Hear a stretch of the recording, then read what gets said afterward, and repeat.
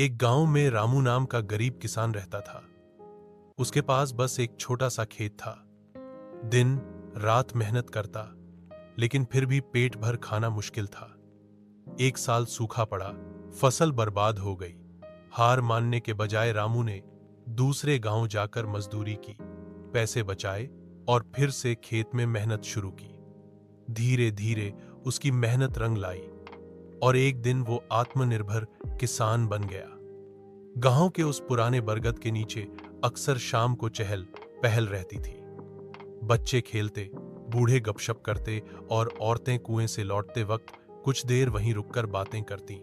मगर आज वहां सन्नाटा था, हवा भारी लग रही थी।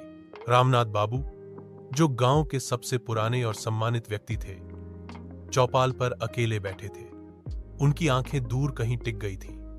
तभी गजोधर, उनका पुराना दोस्त, आया और बगल में बैठ गया। क्यों रे, आज इतने खोए खोए क्यों हो? गजोधर ने पूछा। रामनाथ ने गहरी सांस ली। बस यूं समझ ले, यादों ने घेर रखा है। यह बरगद, यह चौपाल, सब कुछ अब बदल रहा है। गजोधर हंस पड़ा। बदलना बुरा थोड़े ही है। अब देखना, सड़क बनी, बिजली आई, बच्चे शहर पढ़ने जाने लगे, गांव तरक्की कर रहा है। रामनाथ ने धीमे स्वर में कहा, हां, तरक्की तो हो रही है, मगर कहीं कुछ खो भी रहा है।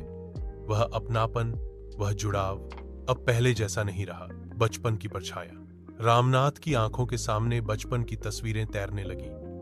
वही चौपाल जहां वे गिल्ली डंडा खेलते थे, वही कुआं जहां मटकों की टकराहट गूंजती थी, वही गलियां जहां होली दिवाली पर सब मिलकर नाचते गाते थे। उनके पिता किसान थे, सादा जीवन जीते थे।